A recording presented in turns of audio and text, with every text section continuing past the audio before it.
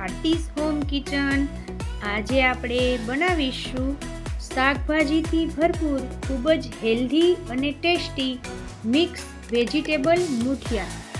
Mix શાકભાજીથી તૈયાર થયેલા આ મુઠિયા બહુ જ હેલ્ધી અને ટેસ્ટી લાગે છે, સાથે બનાવવામાં પણ એકદમ સહેલા છે.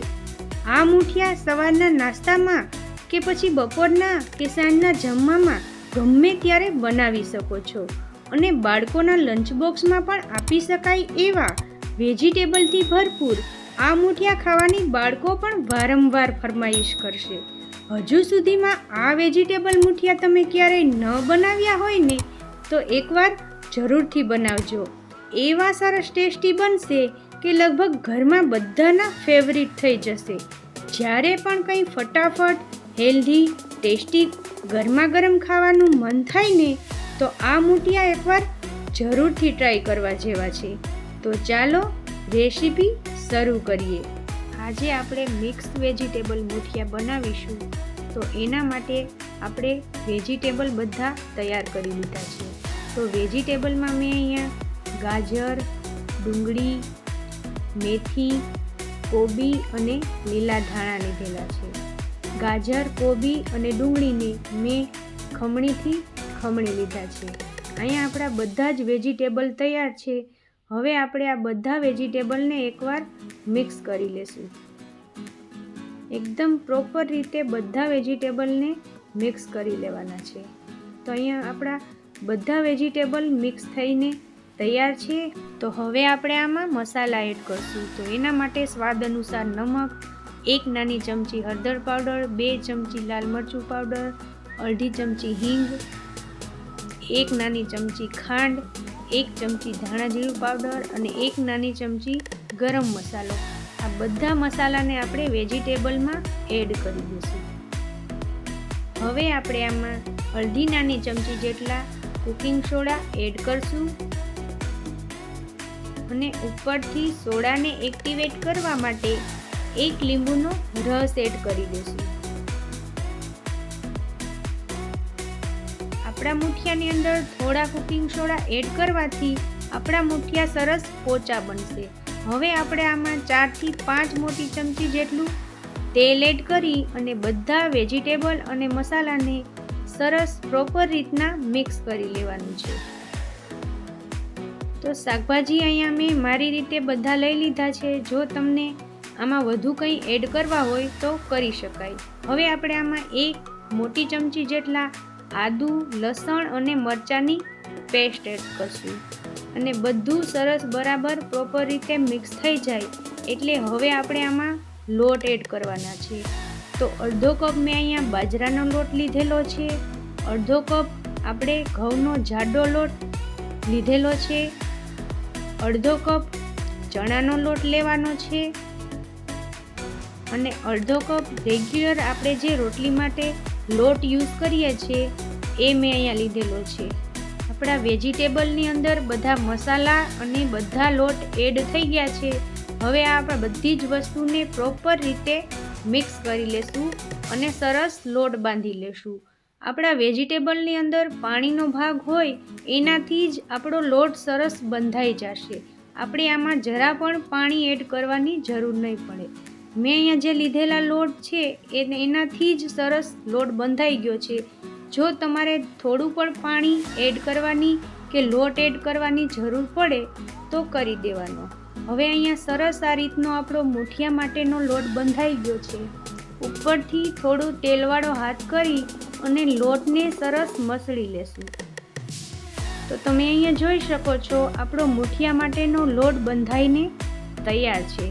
હવે આપણા હાથમાં થોડું તેલ લગાવી અને આ રીતના સરસ મુઠિયા વાળી લેશું અને આપણે જે પ્લેટમાં સ્ટીમ કરવાના હોય એ પ્લેટમાં આ મુઠિયાને આપણે રાખી દઈશું. તો અહીંયા આપણા આ રીતના મુઠિયા બનીને તૈયાર છે અને મેં એને ઢોકળિયાની પ્લેટમાં રાખી દીધા છે.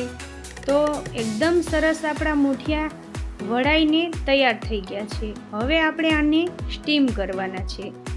એના માટે મેં અહીંયા ગેસ ઉપર ઢોકળિયું રાખી દીધું છે અને એમાં 2 થી 3 ગ્લાસ જેટલું પાણી એડ કરી દીધું છે. હવે આપણે એમાં લીંબુના છોતરા એડ કરી અને ઢોકળિયાની પ્લેટને રાખી દેશું. આપણે આ મુઠિયાને ગેસની હાઈ ફ્લેમ ઉપર 15 થી 20 મિનિટ સુધી સ્ટીમ થવા દેશું. તો 15 થી 20 મિનિટ થઈ ગઈ છે અને ઢોકળિયાનું ઢાંકણ હટાવીને આપણે ચેક કરીએ તો અહીંયા મુઠિયા આપણા સરસ, તમે જોઈ શકો છો, આપણા મુઠિયામાં ક્રેક થઈ ગયા છે અને સરસ મુઠિયા આપણા સ્ટીમ થઈ ગયા છે. હવે આપણે આને એક સ્ટીક વડે ચેક કરશું. તો અહીંયા તમે જોઈ શકો છો આપણી સ્ટીક બિલકુલ ક્લીન આવે છે. મીન્સ કે આપણા મુઠિયા એકદમ સરસ બફાઈ ગયા છે અને સ્ટીમ થઈ ગયા છે. તો હવે આ પ્લેટને આપણે બહાર કાઢી લેશું અને ઠંડા થવા માટે રાખી દેશું. આપણા મુઠિયા સરસ ઠંડા થઈ જાય પછી આપણે એને નાના ટુકડામાં કટ કરી લેશું. ફ્રેન્ડ્સ, તમે આ મુઠિયાને જો વઘાર કરીને તમને પસંદ હોય તો એ રીતે પણ ખાઈ શકો છો અને આ મુઠિયાને તમે થોડા ગરમ હોય એટલે ગરમા ગરમ મુઠિયાને ખાશો ને તો પણ ખાવાની ખૂબ જ મજા આવશે. અહીંયા તમે જોઈ શકો છો આપણા મુઠિયા કેટલા સોફ્ટ બન્યા છે. તો આ રીતે તમે પણ એકવાર વેજીટેબલ મુઠિયા જરૂરથી બનાવજો અને કમેન્ટ સેક્શનમાં મને જરૂરથી જણાવજો કે તમને આ મુઠિયાની રેસીપી કેવી લાગી. તો બસ આ જ રીતે આપણા બધા મુઠિયાને નાના નાના ટુકડામાં કટ કરી લેવાના છે. તમે જોઈ શકો છો મેં અહીંયા બધા મુઠિયાને નાના નાના ટુકડામાં કટ કરી લીધા છે. હવે આપણે આ મુઠિયાનો વઘાર કરશું. તો એના માટે એક પેનમાં આપણે અડધું પાવરું જેટલું તેલ લેવાનું છે. તેલ થોડું ગરમ થઈ જાય એટલે આપણે એમાં 1 ચમચી જેટલી રાઈ ઉમેરશું. રાઈ તતડવા માંડે એટલે આપણે એમાં 1 ચમચી જેટલું જીરું એડ કરશું. 1/4 ટીસ્પૂન જેટલી હિંગ ઉમેરીશું. થોડા લીમડાના પાન ઉમેરીશું અને 1 ચમચી જેટલા સફેદ તલ ઉમેરીશું.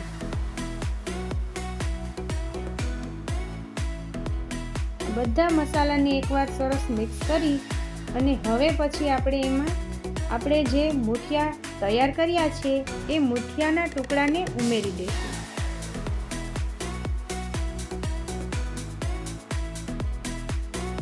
બરાબર મિક્સ કરી અને થોડી વાર માટે ગેસની સ્લો ફ્લેમ ઉપર આપણે આને ઉપરથી હલકા એવા ક્રિસ્પી થાય ત્યાં સુધી આપણે એને આ રીતે હલાવતા જઈને થોડી વાર માટે તેલમાં થવા દેશું. થોડી જ વારમાં આપણા મુઠિયા વઘારીને તૈયાર છે. એકદમ સરસ આ વેજીટેબલ મુઠિયાની રેસીપી તમને કેવી લાગી ફ્રેન્ડ્સ એ મને કોમેન્ટમાં જરૂરથી જણાવજો. અને જો ફ્રેન્ડ્સ તમે મારી ચેનલ પર નવા હોય અને હજી સુધીમાં મારી ચેનલને સબસ્ક્રાઈબ ન કરી હોય તો પહેલાં જઈને સબસ્ક્રાઈબ કરી દેજો અને વિડીયો પસંદ આવે તો એક લાઈક જરૂરથી આપજો અને ફ્રેન્ડ્સ ફેમિલીમાં શેર કરજો અને બાજુમાં આપેલું બેલ આઇકન પ્રેસ કરવાનું ના ભૂલતા. હવે આપણે ઉપરથી લીલા ધાણા સ્પ્રિંકલ કરીશું. ખૂબ જ ઓછા સમયમાં અને ઓછા તેલમાં તૈયાર થયેલા ગરમા ગરમ મિક્સ વેજીટેબલ મુઠિયા તૈયાર છે. તો તમે આ રીતે મિક્સ શાકભાજીમાંથી હેલ્ધી અને ટેસ્ટી મુઠિયા ના બનાવ્યા હોય તો આ રીતે એકવાર જરૂરથી બનાવજો. એકદમ સોફ્ટ અને હેલ્ધી મુઠિયા બાળકોનો લંચ બોક્સમાં કે હસબન્ડને ટિફિનમાં કે સવારના નાસ્તામાં તમે આ મુઠિયા બનાવી શકો છો. જો તમને મારી રેસીપીઓ ગમતી હોય અને હજી સુધી મારી ચેનલને સબસ્ક્રાઈબ ન કરી હોય તો પહેલાં જઈને મારી ચેનલને સબસ્ક્રાઈબ કરજો અને બાજુમાં આપેલી ઘંટી દબાવજો એટલે નવી નવી રેસીપીના નોટિફિકેશન તમને આવે. આવી જ એક અવનવી રેસીપીના વિડીયો સાથે ફરી મળીશું. ત્યાં સુધી તમને બધાને મારા જય માતાજી અને જય Shri Krishna. Thanks for watching.